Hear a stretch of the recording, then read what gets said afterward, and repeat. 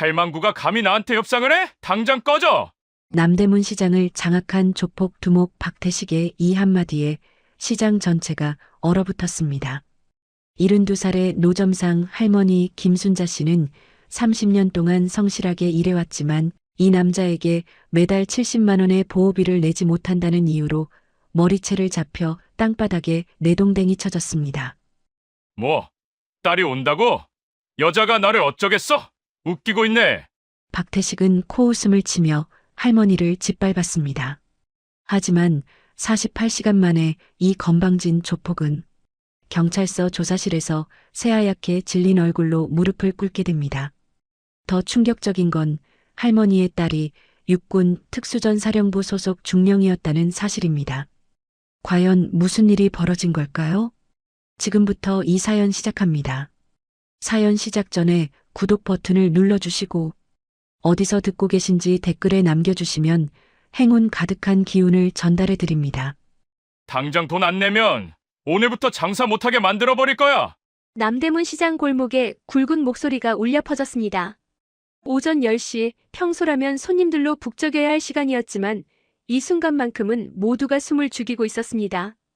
72살의 김순자 씨는 새벽 4시부터 일어나 준비한 군고구마 리어카 앞에서 떨고 있었습니다. 47살의 조폭 두목 박태식이 양아치 부하 2명을 데리고 와서는 순자 씨를 몰아세우고 있었던 겁니다. 박 사장님, 제발 한 달만 시간을 주세요. 제가 꼭 마련해 올게요. 순자 씨의 목소리는 떨렸습니다. 허리가 굽은 채로 고개를 푹 숙이고 애원하는 모습이 너무나도 처량해 보였습니다. 30년 동안 이 자리에서 성실하게 장사를 해온 순자 씨였지만 최근 병원비와 월세 때문에 보호비를 낼 형편이 되지 않았던 겁니다. 한 달. 웃기고 있네. 나한테 협상 따위는 없어. 70만 원 당장 내놓으라고. 박태식은 순자 씨의 리어카를 발로 걷어찼습니다. 쿵 하는 소리와 함께 따끈따끈하게 쪄낸 고구마들이 바닥에 우수수 쏟아졌습니다. 순자 씨는 황급히 무릎을 꿇고 고구마를 주우려 했지만 박태식의 부하 최민수가 일부러 발로 밟아버렸습니다. 할멈, 장사 그만두고 싶어. 계속 이러면 진짜 큰일 난다? 옆에서 떡볶이 장사를 하던 68살의 영희 씨가 참다 못해 나섰습니다. 아니, 이 사람들아. 양심이라는 게 있지. 어떻게 이른이 넘은 노인한테 이럴 수가 있어. 영희 씨의 항의에 박태식은 비웃음을 터뜨렸습니다. 양심? 그게 돈이 되냐? 여기가 내 구역인데 내 땅에서 장사하려면 돈 내는 게 당연한 거 아니야? 순자 씨는 눈물을 글썽이며 다시 한번 애원했습니다. 사장님 제발이요. 딸이 곧 휴가로 와요. 그때까지만 기다려주시면. 딸, 뭐 하는데? 설마 여자가 나를 어쩌겠어? 박태식은 코웃음을 쳤습니다. 그의 부하 이강호도 킥킥거리며 웃어댔습니다. 할멈, 딸 데려와봐. 얼마나 대단한지 두고 보자고. 순자 씨는 더 이상 아무 말도 하지 못했습니다. 그저 땅바닥에 흩어진 고구마를 주우며 눈물만 흘릴 뿐이었습니다. 주변 상인들도 안타까운 표정으로 바라볼 뿐 누구 하나 나서지 못했습니다. 박태식의 보복이 두려웠던 겁니다. 3일 준다. 3일 안에 70만 원 가져와. 못 가져오면 이 리어카 부숴버릴 거야. 박태식은 비열한 미소를 지으며 부하들을 이끌고 유유히 사라졌습니다. 순자 씨는 그 자리에 주저앉아 한참을 울었습니다. 영희 씨가 다가와 순자 씨의 등을 토닥여 주었습니다. 순자야, 지은이한테 말해봐. 딸이 도와줄 수도 있잖아. 아니야. 지은이는 힘든 일하는 애야. 엄마 걱정까지 끼치고 싶지 않아. 순자 씨는 고개를 저었습니다. 딸 지은이는 군인이라는 것만 알고 있었지 정확히 어떤 일을 하는지는 몰랐습니다. 지은이가 일부러 자세히 말하지 않았던 겁니다. 어머니가 걱정할까 봐서였습니다. 그날 밤 순자 씨는 잠을 이루지 못했습니다. 통장을 뒤져봐도 고작 35만 원밖에 없었습니다. 나머지 35만 원을 어떻게든 마련해야 했습니다. 순자 씨는 한숨을 내쉬며 천장을 바라봤습니다. 그때 핸드폰에 문자 하나가 왔습니다. 딸 지은이었습니다. 엄마, 내일 모레 도착해요. 3년 만에 긴 휴가 받았어요. 보고 싶어요. 순자 씨는 눈물을 훔치며 답장을 보냈습니다. 그래, 잘 왔다. 엄마도 보고 싶구나. 하지만 순자 씨의 마음속에는 걱정뿐이었습니다. 박태식이 말한 3일이 내일 모레였던 겁니다. 딸이 오는 날 순자 씨에게는 최악의 상황이 기다리고 있을지도 모른다는 불안감이 엄습했습니다. 다음 날 순자 씨는 은행을 찾아갔습니다. 대출을 받아보려 했지만 담보가 없다는 이유로 거절당했습니다. 결국 순자 씨가 마련할 수 있었던 건 50만 원이 전부였습니다. 20만 원이 부족했지만 순자 씨는 그것조차 마련할 방법이 없었습니다. 그리고 3일째 되는 날 아침이 밝았습니다. 순자 씨는 떨리는 손으로 50만 원을 봉투에 넣었습니다. 오늘 박태식이 다시 올 것이고 그는 분명 화를 낼 게 뻔했습니다. 순자 씨는 각오를 단단히 하고 남대문 시장으로 향했습니다. 하지만 그날 순자 씨에게는 상상조차 하지 못했던 일이 벌어지게 되는데 바로 그날 오전 10시 박태식이 다시 나타났습니다. 순자 씨는 새벽부터 장사 준비를 하면서도 마음이 편치 않았습니다. 순자 씨는 남편을 10년 전에 여의고 혼자 딸 하나를 키워냈습니다. 남대문 시장에서 30년째 군고구마 장사를 하며 악착같이 살아왔지만 몇 년 전부터 이 동네를 장악한 박태식 일당 때문에 고통받고 있었습니다. 순자 씨의 하루는 언제나 새벽 4시에 시작됩니다. 관절염이 있는 허리를 일으켜 세우고 도매시장에서 사온 고구마를 정성스럽게 찌는 겁니다. 그렇게 준비한 고구마를 리어카에 싣고 남대문 시장 입구 자리로 향합니다. 30년 동안 한결같이 그 자리를 지켜온 순자 씨였습니다. 단골 손님들은 순자 씨의 인심을 좋아했습니다. 가끔 돈이 부족한 손님에게는 덤으로 하나 더 챙겨주기도 하고 지나가는 노숙자에게 고구마 하나쯤은 그냥 건네기도 했습니다.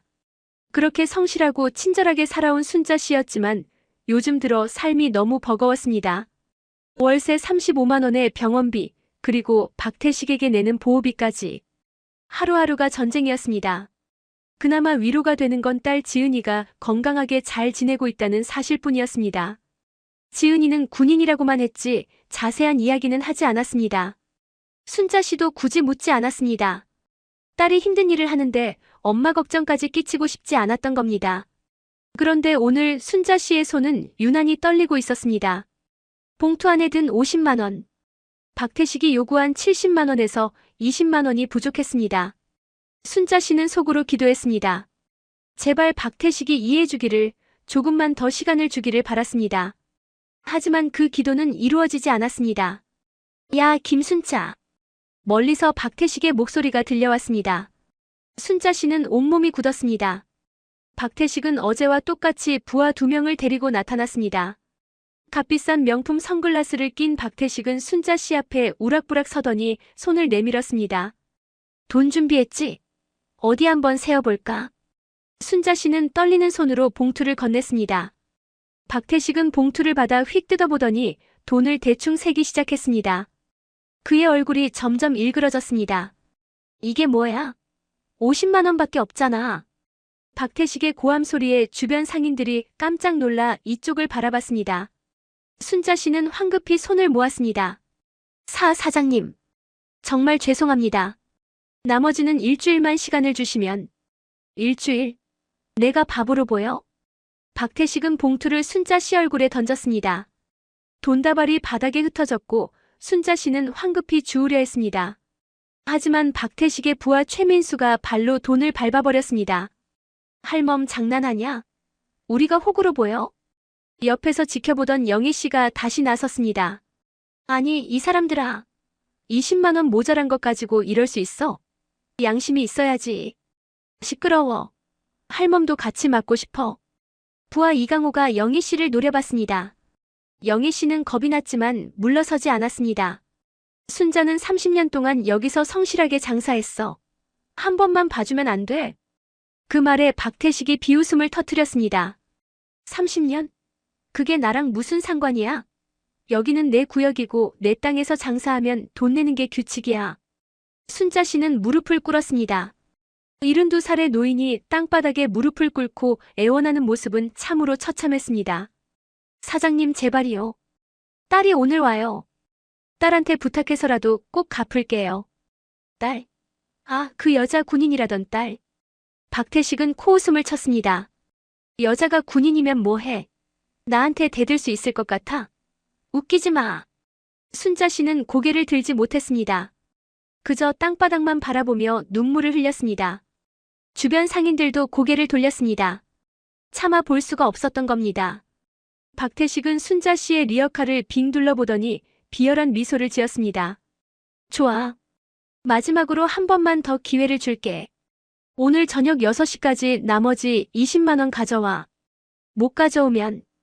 박태식은 리어카를 발로 살짝 걷어찼습니다. 이거 완전히 부숴버릴 거야. 그리고 다신 이 자리에서 장사 못하게 만들어줄게. 순자 씨는 온몸이 떨렸습니다. 이 리어카는 순자 씨의 생계수단이자 30년 세월의 동반자였습니다. 이게 부서지면 순자 씨는 정말 아무것도 할 수 없게 되는 겁니다. 알았지? 6시까지. 1분이라도 늦으면 끝이야. 박태식은 부하들을 데리고 유유히 사라졌습니다. 순자 씨는 그 자리에 주저앉아 한참을 울었습니다. 영희 씨가 달려와 순자 씨를 부축했습니다. 순자야, 괜찮아? 영희야. 난 이제 어떡하지? 20만 원을 어디서 구해? 순자 씨의 목소리는 절망으로 가득했습니다. 이제 남은 시간은 고작 8시간. 20만 원을 마련할 방법이 없었습니다. 순자 씨는 핸드폰을 꺼내 딸 지은이의 사진을 바라봤습니다. 군복을 입고 환하게 웃고 있는 딸의 모습이었습니다. 지은아, 미안하다. 엄마가 너한테 짐이 되는구나. 순자 씨는 눈물을 닦으며 다시 장사를 시작했습니다. 하지만 마음은 무거웠습니다. 오늘 저녁 6시, 그때가 되면 과연 무슨 일이 벌어질지 순자 씨는 상상만 해도 끔찍했습니다. 시간은 흘러 오후 5시가 되었습니다. 순자 씨는 하루 종일 장사를 했지만 겨우 8만 원을 벌었을 뿐이었습니다. 평소보다 손님이 적었던 겁니다. 결국 순자 씨가 가진 돈은 58만 원. 여전히 12만 원이 부족했습니다. 순자 씨는 주변 상인들에게 돈을 빌려보려 했지만 모두들 박태식이 무서워 고개를 저었습니다. 순자 씨는 절망에 빠졌습니다. 그때 멀리서 익숙한 목소리가 들려왔습니다. 엄마. 순자 씨는 고개를 들었습니다. 저 멀리 군복을 입은 딸 지은이가 가방을 메고 달려오고 있었습니다. 순자 씨는 눈물이 핑 돌았습니다. 지은아. 하지만 순자 씨의 얼굴에는 기쁨보다 걱정이 가득했습니다. 1시간 뒤면 박태식이 올 텐데 딸 앞에서 그 수모를 당할 수는 없었던 겁니다. 순자 씨는 황급히 눈물을 닦으며 억지로 미소를 지었습니다. 하지만 그 순간 시간은 어김없이 흘러 6시가 다가오고 있었고 박태식은 약속한 시간을 어기지 않을 사람이었는데 지은이가 순자 씨에게 달려와 포옹했습니다. 엄마, 보고 싶었어요. 35살의 지은이는 3년 만에 긴 휴가를 받고 고국에 돌아왔습니다. 해외 작전 때문에 1년에 한두 번도 집에 오기 힘들었던 지은이였습니다. 지은이는 육군 특수전 사령부 소속이었지만 어머니에게는 그저 군인이라고만 말했습니다. 어머니가 걱정할까봐 자세한 이야기는 하지 않았던 겁니다. 그래, 잘 왔다. 우리 딸 얼굴 보니까 엄마 기운이 나네. 순자 씨는 억지로 밝게 웃었지만 속으로는 불안했습니다. 지금 6시 10분 전. 곧 박태식이 올 게 뻔했습니다. 순자 씨는 재빨리 지은이에게 말했습니다. 지은아, 엄마가 지금 좀 바쁘니까 집에 가서 쉬고 있어. 엄마 곧 갈게. 하지만 지은이는 고개를 저었습니다. 아니에요, 엄마. 제가 도와드릴게요. 3년 만에 왔는데 엄마 옆에 있고 싶어요. 지은이는 가방을 옆에 내려놓고 어머니 옆에 섰습니다. 그리고 주변을 둘러보던 지은이의 눈빛이 변했습니다. 주변 상인들의 표정이 심상치 않았던 겁니다. 모두들 불안한 눈빛으로 이쪽을 쳐다보고 있었습니다. 엄마, 무슨 일 있어요? 아니야. 아무 일도 없어. 순자 씨는 고개를 저었지만 지은이는 뭔가 이상하다는 걸 직감했습니다. 군대에서 수많은 작전을 수행하며 위험을 감지하는 능력이 뛰어났던 지은이였습니다. 지금 이 분위기는 명백히 무언가 잘못되어 있었습니다. 바로 그때였습니다. 야, 김순자. 시간 됐다. 멀리서 박태식의 목소리가 들려왔습니다. 순자 씨의 얼굴이 새하얗게 질렸습니다. 지은이는 어머니의 반응을 보고 즉시 상황을 파악했습니다. 저 남자가 어머니를 괴롭히고 있구나. 박태식은 부하 2명을 데리고 성큼성큼 다가왔습니다. 그리고 순자 씨 앞에 서더니 손을 내밀었습니다. 돈 가져왔어? 순자 씨는 떨리는 손으로 주머니에서 돈을 꺼냈습니다. 58만 원. 여전히 12만 원이 부족했습니다. 박태식은 돈을 세어보더니 얼굴이 일그러졌습니다. 이게 뭐야? 아직도 모자라잖아. 죄송합니다. 정말 최선을 다했는데. 순자 씨는 고개를 푹 숙였습니다. 지은이는 옆에서 그 광경을 지켜보며 주먹을 꽉 쥐었습니다. 저 남자가 어머니한테 돈을 뜯어내고 있구나. 지은이의 눈빛이 차갑게 식어갔습니다. 할 말이 그것밖에 없어. 내가 몇 번을 기회를 줬는데. 박태식은 순자 씨의 어깨를 밀쳤습니다. 순자 씨는 비틀거리며 뒤로 물러났습니다. 지은이가 재빨리 어머니를 붙잡았습니다. 엄마, 괜찮으세요? 지은아. 순자 씨는 딸 앞에서 이런 모습을 보이고 싶지 않았지만 어쩔 수 없었습니다. 박태식은 지은이를 위아래로 훑어보더니 비웃음을 터뜨렸습니다. 오, 이게 그 딸이구나. 군인이라며. 군복 입은 거 보니까 진짜네. 박태식은 지은이에게 다가가더니 손가락으로 지은이의 어깨를 찔렀습니다. 야, 군인 양반. 내 엄마가 나한테 70만 원 빚졌어. 대신 내줄 거야? 지은이는 박태식의 손을 차갑게 쳐냈습니다. 손 치우세요. 지은이의 목소리는 낮고 냉정했습니다. 박태식은 지은이의 반응에 당황했지만 곧 화를 냈습니다. 뭐야, 이년은? 내가 감히 나한테. 박태식은 지은이의 멱살을 잡으려 했습니다. 하지만 지은이는 재빠르게 손목을 틀어 박태식의 팔을 제쳤습니다. 박태식은 휘청거렸습니다. 이게 집년이 진짜. 박태식의 부하 최민수가 지은이에게 달려들었습니다. 하지만 지은이는 침착하게 최민수의 공격을 피하며 다리를 걸었습니다. 최민수는 그대로 바닥에 넘어졌습니다. 야, 너 지금 뭐 하는 거야? 부하 이강호도 달려들었지만 지은이는 이강호의 팔을 비틀어 제압했습니다. 이강호는 고통스러운 비명을 질렀습니다. 박태식은 그 광경을 보고 당황했습니다. 자신의 부하 2명이 한 여자한테 순식간에 제압당한 겁니다. 박태식은 뒷걸음질 쳤습니다. 야야, 너 지금 현역 군인이 민간인 폭행하는 거야? 이거 큰일 난다? 지은이는 차갑게 미소 지었습니다. 폭행이라고요? 전 정당방위를 한 겁니다. 이 사람들이 먼저 공격했으니까요. 주변 상인들이 웅성거렸습니다. 모두들 지은이의 실력에 놀란 표정이었습니다. 영희 씨는 박수를 치며 소리쳤습니다.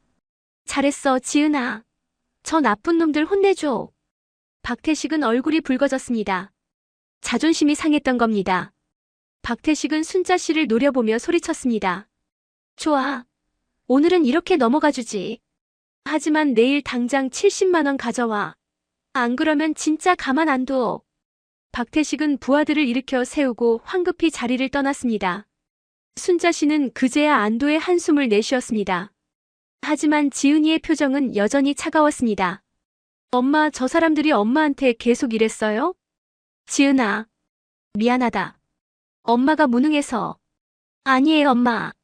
엄마 잘못이 아니에요. 지은이는 어머니를 꼭 안았습니다. 그리고 속으로 다짐했습니다. 저 인간들을 절대 그냥 두지 않겠다고. 지은이는 핸드폰을 꺼내 어디론가 전화를 걸었습니다. 여보세요, 남대문 경찰서죠? 신고하려고 합니다.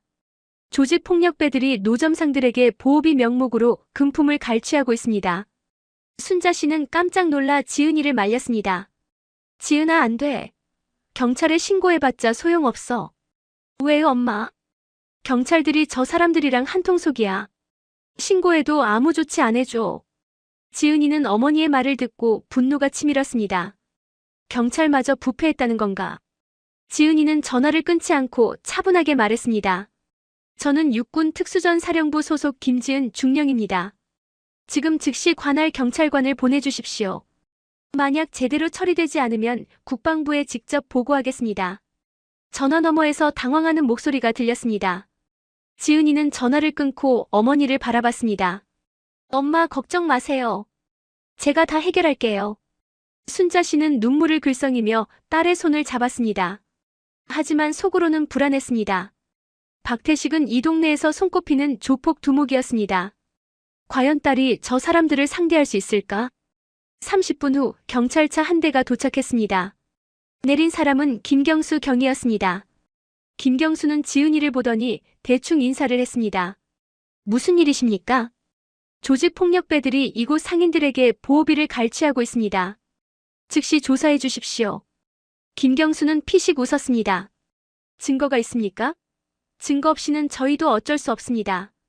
증거는 제가 직접 목격했습니다. 그리고 여기 계신 상인분들 모두 증인입니다. 하지만 주변 상인들은 고개를 돌렸습니다. 박태식의 보복이 두려웠던 겁니다. 김경수는 어깨를 으쓱했습니다. 보시다시피 증인도 없는데요. 그럼 저는 이만. 김경수가 돌아서려는 순간 지은이는 그의 팔을 잡았습니다.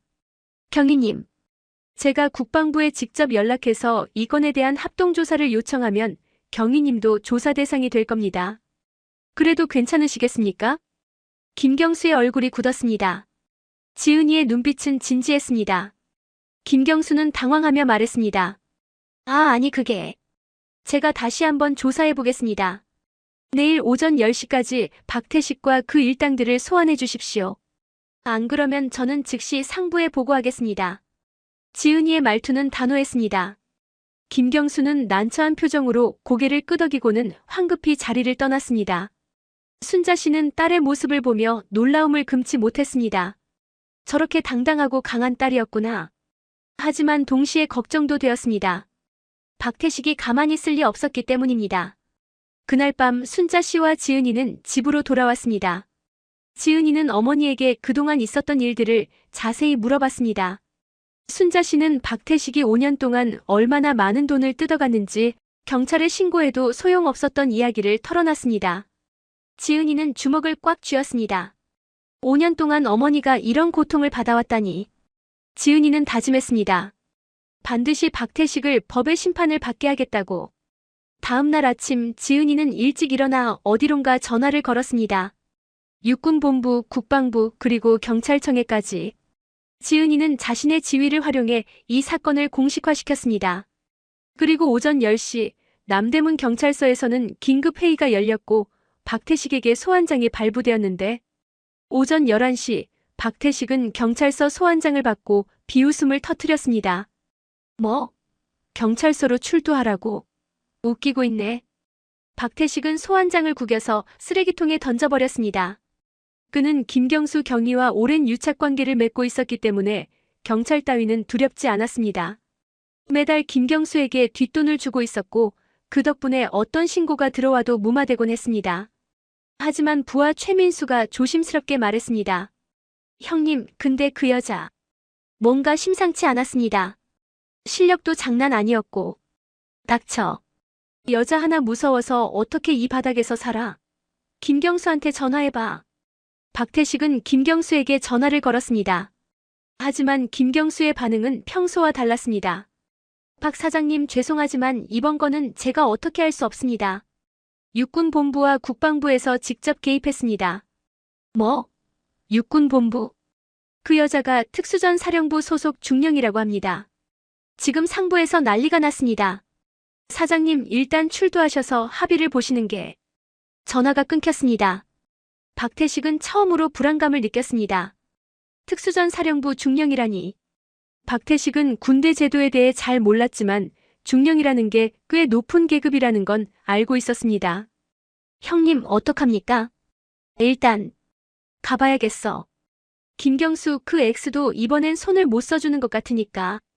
박태식은 마지못해 부하들을 데리고 남대문 경찰서로 향했습니다.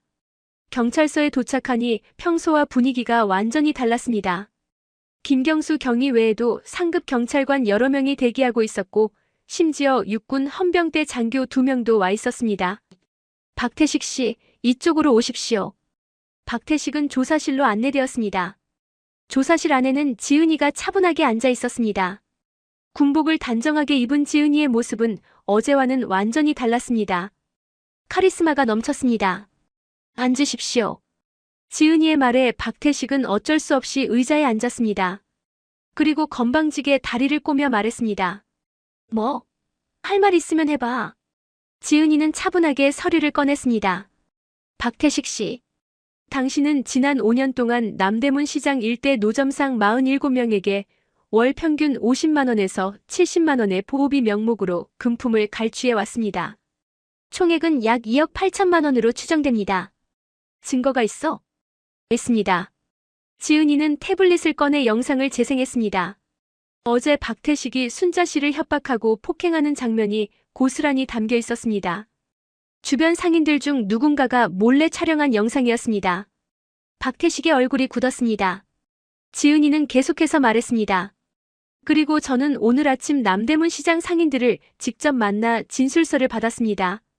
총 32명이 당신에게 갈취당한 사실을 증언했습니다. 그건 박태식은 당황했습니다. 어떻게 하루 만에 이렇게 많은 증거를 모았단 말인가? 지은이는 냉정하게 말을 이었습니다. 박태식 씨, 당신은 폭력 행위 등 처벌에 관한 법률 위반, 공갈, 상해 등의 혐의로 조사받게 됩니다. 여기 계신 검사님께서 직접 수사를 지휘하실 겁니다. 그때 조사실 문이 열리고 검사 한 명이 들어왔습니다. 박태식은 식은땀을 흘렸습니다. 상황이 생각보다 심각했던 겁니다. 박태식 씨, 진술하시겠습니까? 검사의 질문에 박태식은 잠시 망설이다가 고개를 저었습니다. 변호사 선임하겠습니다.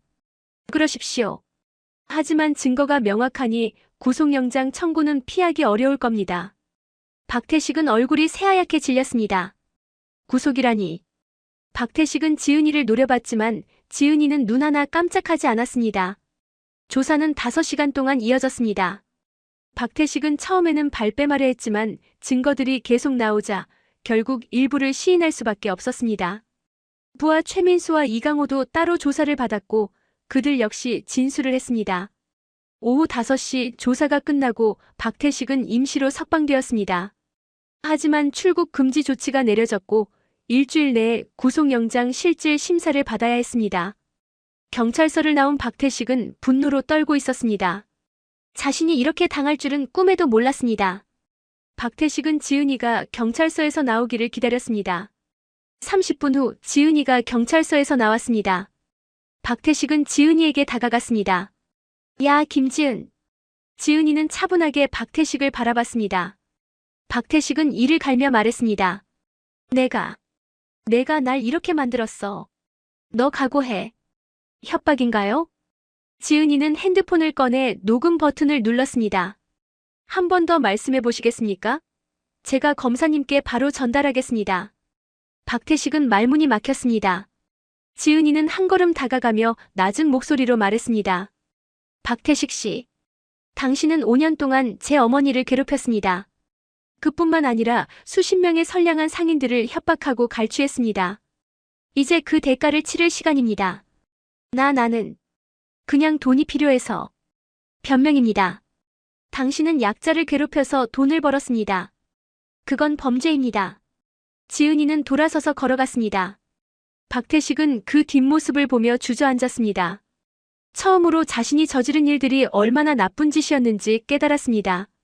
그날 저녁 지은이는 어머니가 있는 남대문 시장으로 갔습니다. 순자 씨는 장사를 정리하고 있었습니다. 지은이가 다가가자 순자 씨는 걱정스러운 얼굴로 물었습니다. 지은아, 어떻게 됐어? 엄마, 걱정 마세요. 박태식은 곧 법의 심판을 받을 겁니다. 그리고 뜯어간 돈도 일부 돌려받을 수 있을 거예요. 순자 씨는 눈물을 글썽였습니다. 고맙다, 지은아. 내가 없었으면 엄마, 당연한 일 했을 뿐이에요. 지은이는 어머니를 꼭 안았습니다. 주변 상인들도 하나둘씩 다가와 지은이에게 감사 인사를 했습니다. 정말 고맙습니다, 중령님. 덕분에 저희가 살았습니다. 영애 씨도 눈물을 닦으며 지은이의 손을 잡았습니다. 지은아, 내가 진짜 영웅이야. 내 엄마 복 많으셔. 지은이는 겸손하게 웃었습니다. 하지만 속으로는 다짐했습니다. 앞으로도 어머니를 그리고 이 선량한 사람들을 지켜주겠다고. 하지만 박태식은 이대로 포기할 사람이 아니었습니다. 그는 변호사를 선임하고 빠져나갈 구멍을 찾고 있었습니다. 그리고 일주일 후 구속영장 실질 심사가 열리는 날이 다가왔고 그날 법정에서는 예상치 못한 반전이 기다리고 있었는데 일주일 후 구속영장 실질 심사가 열리는 날이 밝았습니다. 박태식은 비싼 변호사를 선임했습니다. 수임료로 3천만 원을 주고 고용한 변호사는 이 바닥에서 유명한 사람이었습니다. 박태식은 이 변호사라면 자신을 구속에서 벗어나게 해줄 거라고 믿었습니다. 법정에는 지은이와 순자 씨, 그리고 남대문 시장 상인들 10여 명이 방청객으로 참석했습니다. 판사가 입장하고 심사가 시작되었습니다. 피의자 박태식, 앞으로 나오십시오. 박태식은 재판정 앞에 섰습니다. 판사는 서류를 검토하더니 물었습니다. 피의자는 혐의를 인정합니까? 박태식의 변호사가 나섰습니다. 판사님, 저희 의뢰인은 혐의를 부인합니다. 소위 보호비라는 것은 상인들이 자발적으로 낸 것이며 폭행 혐의는 과장되었습니다. 검사가 반박했습니다. 판사님, 증거가 명확합니다. 영상 자료와 32명의 증인 진술이 있습니다. 판사는 영상을 재생했습니다. 박태식이 순자 씨를 협박하고 리어카를 발로 차는 장면, 그리고 지은이와 대치하는 장면이 생생하게 담겨 있었습니다. 법정은 숙연해졌습니다. 박태식의 변호사는 당황했지만 계속 변론했습니다. 판사님, 하지만 이 영상만으로는 보호비 갈취의 전모를 알 수 없습니다. 단순 다툼으로도 해석될 수 있습니다. 그때 지은이가 손을 들었습니다. 판사님, 제가 증언하겠습니다. 판사는 고개를 끄덕였습니다. 지은이는 증인석에 섰습니다. 저는 육군 특수전 사령부 소속 김지은 중령입니다. 저는 현장에서 피의자가 제 어머니를 협박하고 폭행하는 것을 직접 목격했습니다. 지은이의 증언은 명확하고 구체적이었습니다. 판사는 고개를 끄덕이며 들었습니다. 박태식의 변호사는 반대 신문을 시도했습니다. 증인, 하지만 증인은 당사자의 딸이지 않습니까? 객관적인 증언이라고 보기 어렵습니다. 저는 군인입니다. 거짓 증언을 하면 군법에 의해 처벌받습니다. 저는 본 그대로를 말씀드리는 겁니다. 지은이의 당당한 태도의 변호사는 더 이상 반론하지 못했습니다. 이어서 상인들의 증언이 계속되었습니다. 1명, 2명, 3명. 모두가 박태식에게 갈취당한 이야기를 털어놨습니다. 처음에는 박태식의 보복이 두려워 증언을 꺼렸던 상인들이었지만 지은이가 제가 책임지고 보호하겠습니다 라고 약속하자 용기를 냈던 겁니다. 박태식은 점점 얼굴이 창백해졌습니다. 증거와 증언이 쌓일수록 자신의 처지가 불리해지는 게 느껴졌습니다. 판사는 잠시 서류를 검토하더니 입을 열었습니다. 피의자 박태식은 조직적이고 상습적으로 범죄를 저질렀으며 증거인멸과 도주의 우려가 있다고 판단됩니다. 구속영장을 발부합니다. 판사님. 박태식의 변호사가 항변했지만 소용없었습니다. 법정 경위들이 박태식에게 다가갔습니다. 박태식은 순간 패닉에 빠졌습니다. 안 돼. 안 된다고. 박태식은 법정에서 소리를 질렀습니다. 하지만 법정 경위들은 박태식의 손에 수갑을 채웠습니다. 박태식은 그제야 자신의 처지를 깨달았습니다. 박태식은 지은이를 바라봤습니다.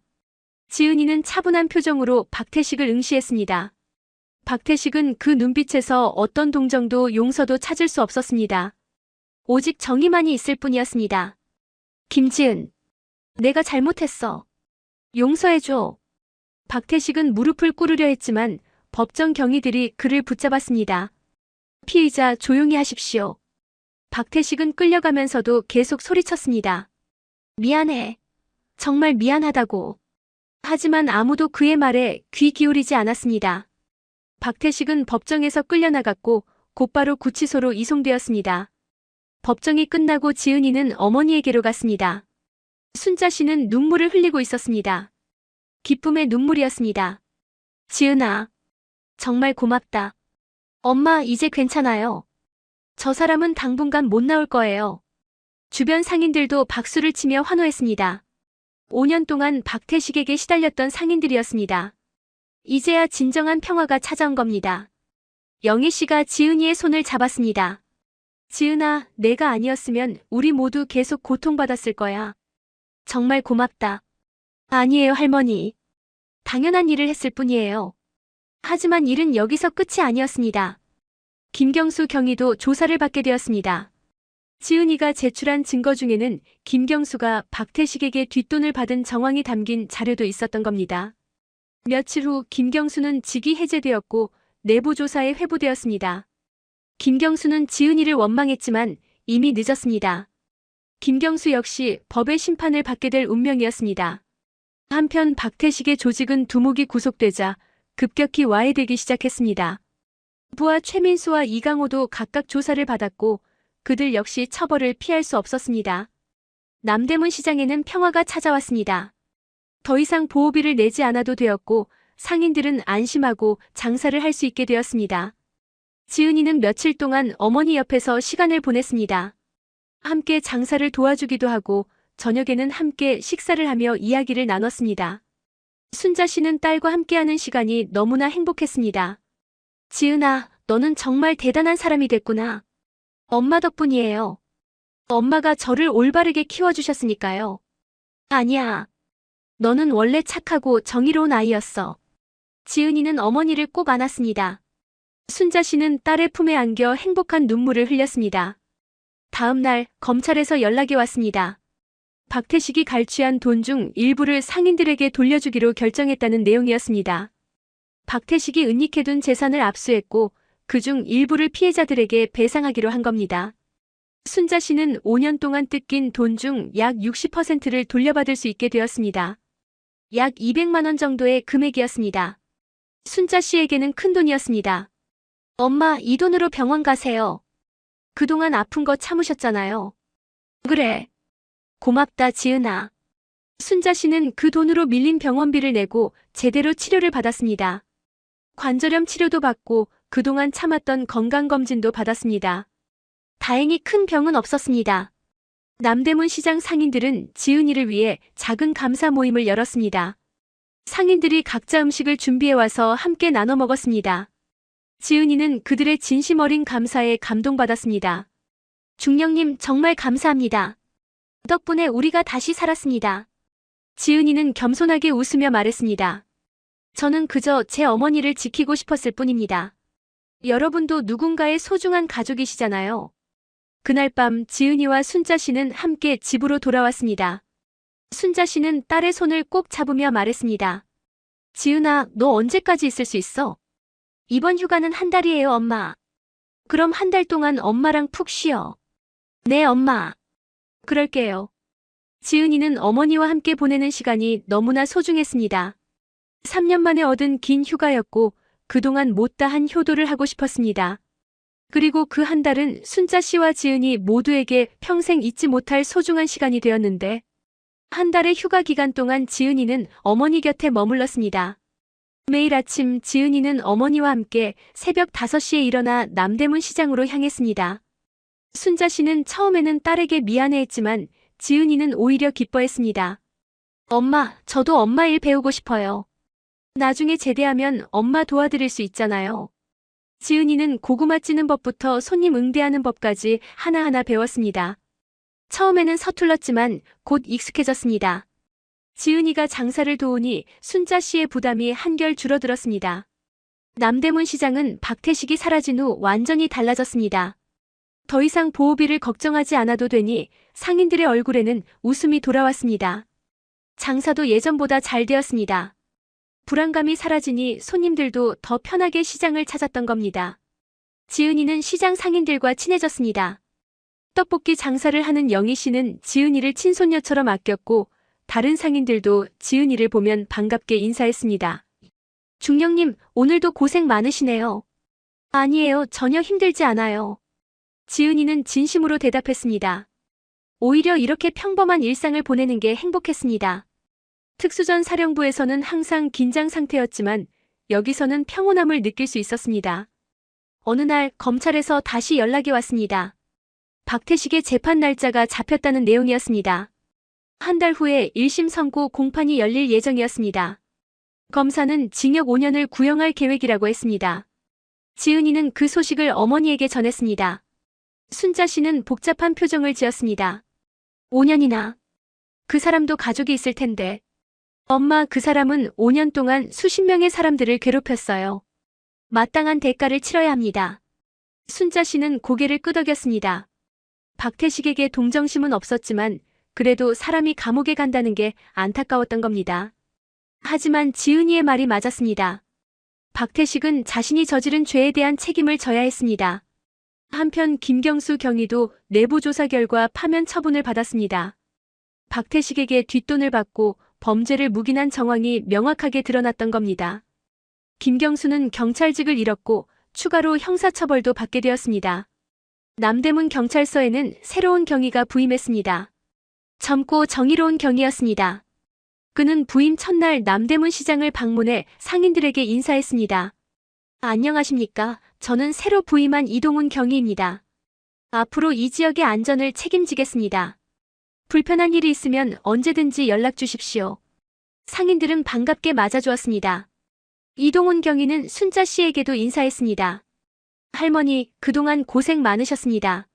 앞으로는 이런 일이 없도록 제가 철저히 관리하겠습니다. 순자 씨는 고맙다며 고개를 숙였습니다. 이동훈 경위는 지은이에게도 인사했습니다. 중령님 존경합니다. 중령님 덕분에 이 지역이 깨끗해졌습니다. 감사합니다, 경위님. 앞으로 잘 부탁드립니다. 지은이와 이동훈 경위는 악수를 나눴습니다. 이동훈 경위는 진심으로 지은이를 존경하는 눈빛이었습니다. 그렇게 남대문 시장에는 진정한 평화가 찾아왔습니다. 박태식의 조직은 완전히 와해되었고 더 이상 상인들을 괴롭히는 사람이 없었습니다.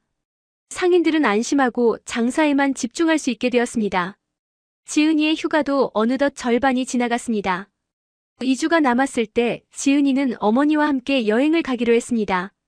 순자 씨는 30년 동안 장사만 하느라 제대로 된 여행을 한 번도 가본 적이 없었습니다. 엄마, 어디 가고 싶으세요? 글쎄, 엄마는 어디든 좋아. 지은이랑 함께라면. 지은이는 제주도 여행을 계획했습니다. 순자 씨는 평생 제주도에 가보고 싶었지만 기회가 없었습니다. 지은이는 항공권과 호텔을 예약했고 영희 씨에게 며칠 동안 장사를 부탁했습니다. 걱정 마, 순자야. 내가 다 알아서 할게. 지은이랑 푹 쉬다 와. 고마워, 영희야. 제주도에서의 3일은 순자 씨에게 꿈 같은 시간이었습니다. 딸과 함께 바다를 보고 맛있는 음식을 먹고 아름다운 풍경을 감상했습니다. 순자 씨는 평생 이 순간을 잊지 못할 거라고 생각했습니다. 지은아, 정말 행복하다. 엄마 인생에서 이렇게 행복한 적이 없었던 것 같아. 엄마 앞으로도 자주 이렇게 여행 다녀요. 제가 돈 벌어서 모시고 다닐게요. 그래. 고맙다, 우리 딸. 제주도에서 돌아온 후 지은이는 다시 어머니의 장사를 도왔습니다. 그리고 남은 휴가 기간 동안 어머니와 소중한 시간을 보냈습니다. 어느 날 저녁 순자 씨와 지은이는 집에서 저녁을 먹고 있었습니다. 순자 씨는 조심스럽게 물었습니다. 지은아, 너 하는 일이 위험한 거 아니니? 지은이는 잠시 멈칫했습니다. 어머니가 걱정할까봐 자세히 말하지 않았던 겁니다. 엄마, 괜찮아요. 제가 조심하니까요. 그래도 엄마는 걱정돼. 너 혹시 다치거나 한 적 없니? 지은이는 어머니의 손을 잡았습니다. 엄마, 저는 대한민국을 지키는 일을 하고 있어요. 힘들 때도 있지만 보람 있어요. 그리고 엄마 같은 선량한 사람들이 평화롭게 살 수 있도록 하는 게 제 임무예요. 순자 씨는 눈물을 글썽였습니다.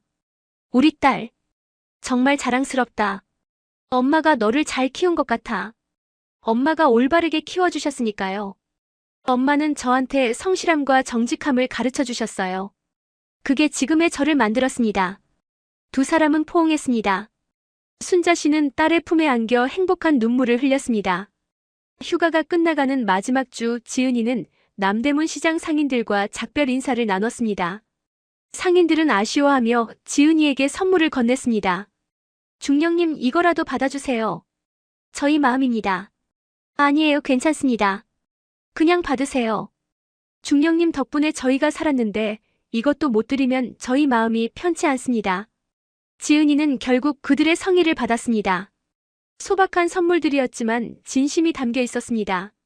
휴가 마지막 날 밤 지은이는 어머니와 마지막 저녁을 함께 했습니다. 순자 씨는 딸이 떠나는 게 아쉬웠지만 참았습니다. 지은아, 몸 조심하고. 자주 연락해. 네, 엄마. 걱정 마세요. 이제는 자주 올게요. 그래. 엄마도 건강 챙길게. 다음 날 아침 지은이는 군복을 입고 부대로 돌아갈 준비를 했습니다. 순자 씨는 딸을 배웅하기 위해 함께 나섰습니다. 버스 정류장에서 순자 씨는 딸의 손을 꼭 잡았습니다. 지은아 사랑한다. 저도 사랑해요, 엄마. 지은이는 어머니를 꼭 안았습니다. 그리고 버스에 올랐습니다. 버스가 떠나는 순간 지은이는 창밖으로 손을 흔들었습니다. 순자 씨도 눈물을 닦으며 손을 흔들었습니다. 버스가 사라질 때까지 순자 씨는 그 자리에 서 있었습니다. 그리고 혼잣말로 중얼거렸습니다. 우리 딸, 꼭 건강하게 돌아와야 해. 순자 씨는 집으로 돌아와 딸의 사진을 바라봤습니다. 군복을 입고 당당하게 서 있는 딸의 모습이 너무나 자랑스러웠습니다. 그리고 며칠 후 박태식의 1심 선고 공판이 열렸고 법정에서는 최종 판결이 내려지게 되는데 박태식의 1심 선고 공판이 열리는 날이 밝았습니다. 지은이는 이미 부대로 복귀한 상태였지만 순자 씨는 영희 씨와 함께 법정에 방청객으로 참석했습니다. 남대문 시장 상인들도 여럿이 함께 왔습니다. 모두가 박태식이 어떤 판결을 받을지 궁금해했습니다. 오전 10시 판사가 입장하고 공판이 시작되었습니다. 박태식은 수감복을 입고 수갑을 찬 채 법정에 섰습니다. 한 달 전에 건방진 모습은 온데간데 없었습니다. 머리는 산발이 되었고 얼굴은 초췌했습니다. 판사는 서류를 검토한 후 판결문을 읽기 시작했습니다. 피고인 박태식은 2020년부터 2025년까지 5년간 남대문 시장 일대에서 조직적으로 보호비 명목의 금품을 갈취했습니다. 피해자는 총 47명이며 갈취 금액은 2억 8천만 원에 달합니다. 법정은 숙연했습니다. 판사는 계속해서 판결문을 읽었습니다.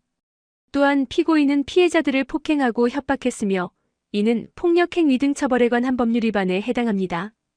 피고인의 범행은 조직적이고 상습적이며 약자를 상대로 한 악질적인 범죄입니다. 박태식은 고개를 숙였습니다. 판사는 잠시 멈췄다가 최종 선고를 내렸습니다. 피고인 박태식에게 징역 6년을 선고합니다. 또한 추징금 2억 8천만 원을 명합니다. 법정에서 탄식이 흘러나왔습니다. 검사가 구형한 5년보다 1년 더 무거운 형량이었습니다. 박태식은 그 자리에서 주저앉았습니다. 판사님, 제발. 하지만 판사는 단호했습니다. 피고인은 5년 동안 수십 명의 선량한 시민들을 괴롭혔습니다. 피해자 중 일부는 피고인 때문에 경제적 어려움을 겪었고 정신적 고통을 받았습니다.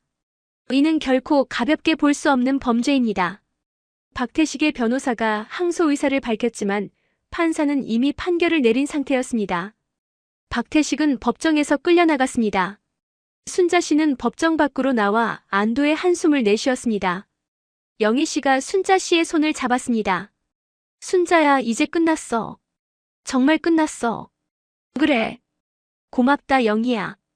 두 사람은 포옹했습니다. 주변 상인들도 기뻐하며 서로 축하했습니다.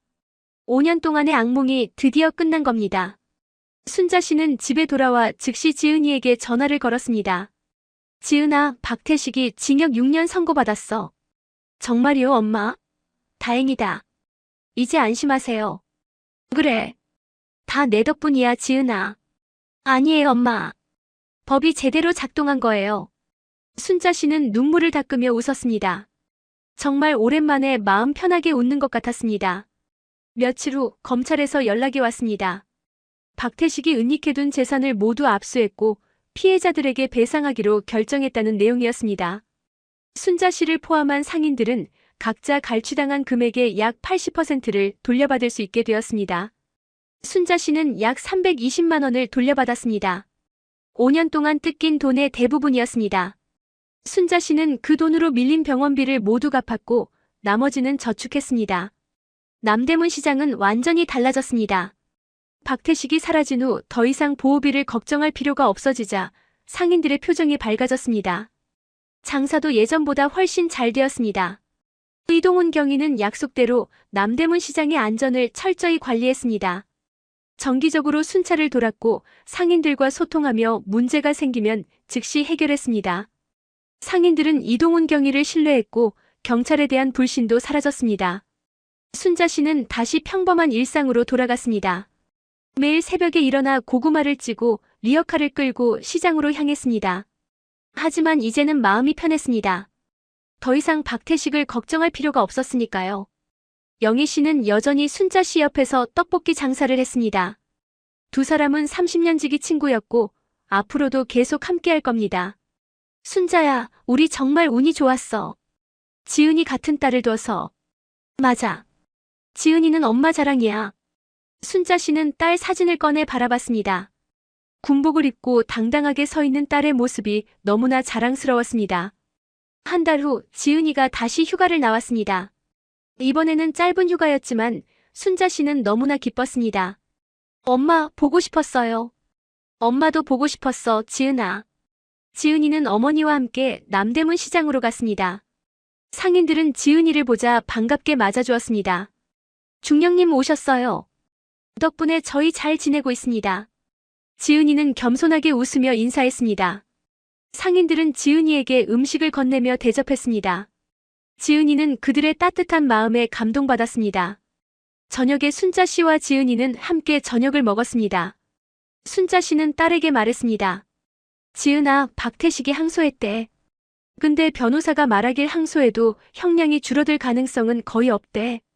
그렇군요. 그럼 6년은 확정이겠네요. 그래. 이제 정말 끝난 것 같아. 순자 씨는 안도의 한숨을 내쉬었습니다. 지은이는 어머니의 손을 잡았습니다. 엄마, 이제 편하게 사세요. 제가 자주 올게요. 그래, 고맙다. 엄마 정말 행복해. 며칠 후 지은이는 다시 부대로 돌아갔습니다. 하지만 이번에는 순자 씨도 덜 아쉬웠습니다. 딸이 자주 온다고 약속했으니까요. 순자 씨는 다시 일상으로 돌아왔습니다.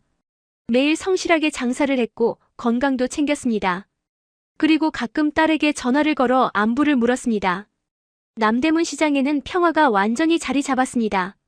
더 이상 조폭들이 나타나지 않았고 상인들은 안심하고 장사에만 집중할 수 있었습니다. 이동훈 경위는 정기적으로 순찰을 돌며 시장의 안전을 지켰습니다. 그는 지은이에게 배운 정의감을 가슴에 새기며 임무에 임했습니다. 계절이 바뀌고 1년이 흘렀습니다. 순자 씨는 여전히 건강하게 장사를 하고 있었고 지은이는 부대에서 임무를 수행하고 있었습니다. 그리고 어느 날 순자 씨는 영애 씨와 함께 장사를 마치고 집으로 돌아가는 길에 하늘을 올려다봤습니다. 맑은 하늘이 펼쳐져 있었습니다. 영희야, 우리 정말 행복하게 살고 있지? 그럼 당연하지. 이제 아무 걱정 없잖아. 그래. 지은이 덕분이야. 순자 씨는 미소 지었습니다. 딸이 있어서 너무나 감사했습니다. 그리고 남대문 시장에서는 오늘도 상인들의 정겨운 목소리가 울려 퍼지고 평화로운 하루가 이어지고 있었는데 2년이 흐른 어느 봄날이었습니다. 순자 씨는 74이 되었지만 여전히 건강하게 남대문 시장에서 장사를 하고 있었습니다. 허리는 여전히 굽었지만 표정만큼은 밝았습니다. 더 이상 누구에게 시달리지 않아도 되었고 딸도 정기적으로 찾아와 주었으니까요. 지은이는 이제 중령에서 대령으로 진급했습니다. 37살의 나이에 대령이 된 건 여군으로서는 매우 이례적인 일이었습니다. 지은이의 실력과 리더십을 인정받은 결과였습니다. 오늘도 지은이는 짧은 휴가를 내어 어머니를 찾아왔습니다. 순자 씨는 딸을 보자 환하게 웃었습니다. 우리 딸 또 진급했다며? 대령이라고? 네, 엄마. 다 엄마 덕분이에요. 무슨 소리야? 내가 열심히 해서 그런 거지. 지은이는 어머니 옆에 앉아 함께 고구마를 팔았습니다. 손님들은 지은이를 보며 신기해했습니다. 어머, 이분이 그 유명한 딸분이시죠? 네, 맞습니다. 소문 들었어요. 조폭들 혼내주셨다며? 정말 대단하세요. 지은이는 겸손하게 웃었습니다. 남대문 시장에서는 지은이의 이야기가 전설처럼 전해지고 있었습니다. 젊은 여군 장교가 홀로 조폭 조직을 무너뜨렸다는 이야기 말입니다. 영애 씨가 떡볶이를 가져왔습니다. 지은아, 이거 먹어.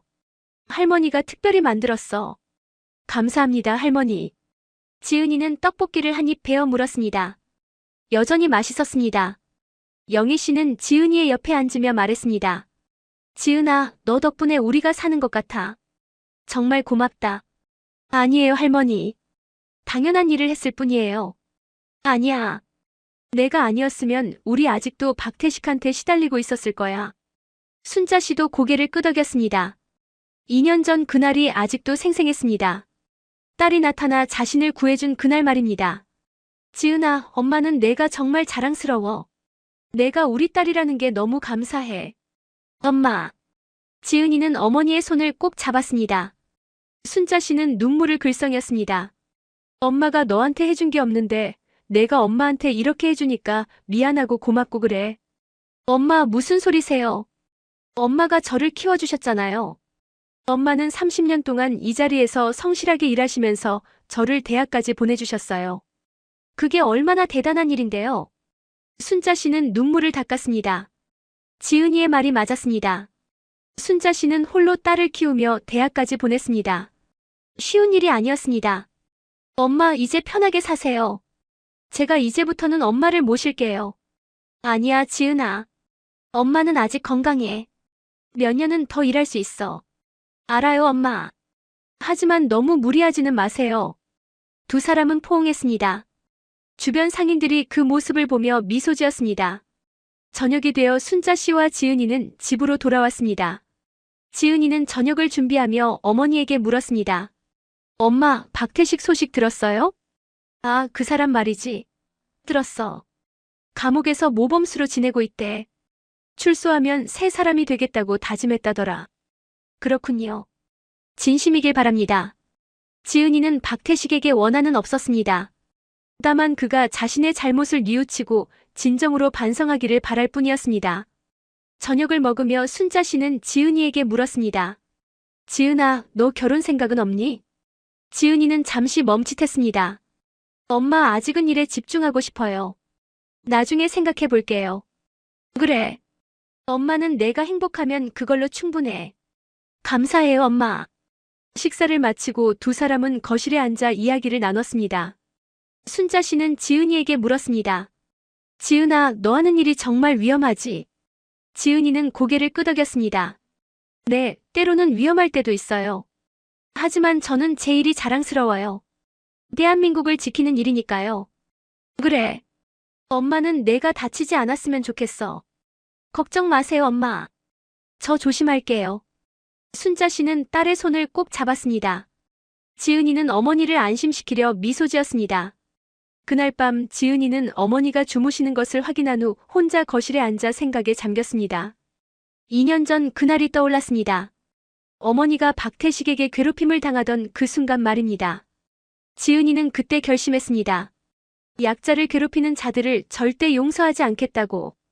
그리고 어머니 같은 선량한 사람들을 지키겠다고. 그 결심은 지금도 변함없었습니다. 다음 날 아침 지은이는 부대로 돌아갈 준비를 했습니다.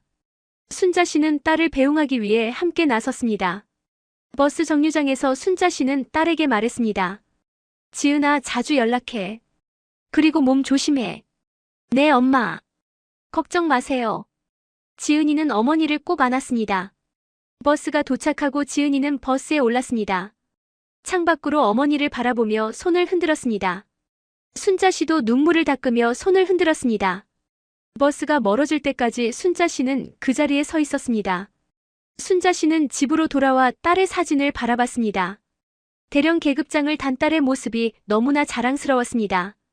지은아, 엄마가 정말 자랑스럽다. 내가 우리 딸이어서 고맙다. 순자 씨는 사진에 대고 중얼거렸습니다. 그리고 순자 씨는 다시 남대문 시장으로 향했습니다. 오늘도 성실하게 장사를 할 겁니다. 딸이 자랑스러워할 수 있도록 말입니다. 남대문 시장에 도착하니 영희 씨가 반갑게 맞아주었습니다. 순자야, 지은이 잘 갔어? 응, 잘 갔어. 우리 정말 복 많지? 이렇게 평화롭게 살 수 있잖아. 맞아. 정말 감사한 일이야. 두 사람은 미소를 지으며 각자의 자리로 향했습니다. 순자 씨는 리어카를 정리하며 고구마를 진열했습니다. 고구마 사세요. 따끈따끈한 군고구마. 순자 씨의 정겨운 목소리가 남대문 시장에 울려 퍼졌습니다. 손님들이 하나둘씩 다가왔고 순자 씨는 친절하게 응대했습니다. 하늘을 올려다보니 맑은 봄날이었습니다. 순자 씨는 미소 지었습니다. 정말 행복한 하루였습니다. 그리고 이 이야기를 통해 우리는 깨닫게 됩니다. 약자를 괴롭히는 자는 반드시 대가를 치르게 된다는 것을. 그리고 진짜 강한 사람은 약자를 보호하는 사람이라는 것을. 지은이처럼 정의롭고 용감한 사람들이 있기에 우리 사회는 더 안전하고 따뜻해질 수 있습니다. 순자 씨는 오늘도 성실하게 장사를 하며 평범하지만 행복한 하루를 보냅니다. 그리고 딸 지은이는 대한민국 어딘가에서 나라를 지키고 있습니다. 두 사람 모두 각자의 자리에서 최선을 다하며 살아가고 있습니다. 이 사연을 들으시는 여러분도 주변의 어려운 이웃을 돌아봐 주시고 불의를 보면 용기 내어 목소리를 내주시기 바랍니다. 우리 모두가 조금씩 관심을 가지고 행동한다면 우리 사회는 더 정의롭고 따뜻한 곳이 될 겁니다. 오늘 사연을 끝까지 들어주셔서 감사합니다. 구독과 좋아요 부탁드리며 댓글로 여러분의 생각을 나눠주시면 감사하겠습니다. 여러분 모두 행복하고 건강한 하루 보내시기 바랍니다.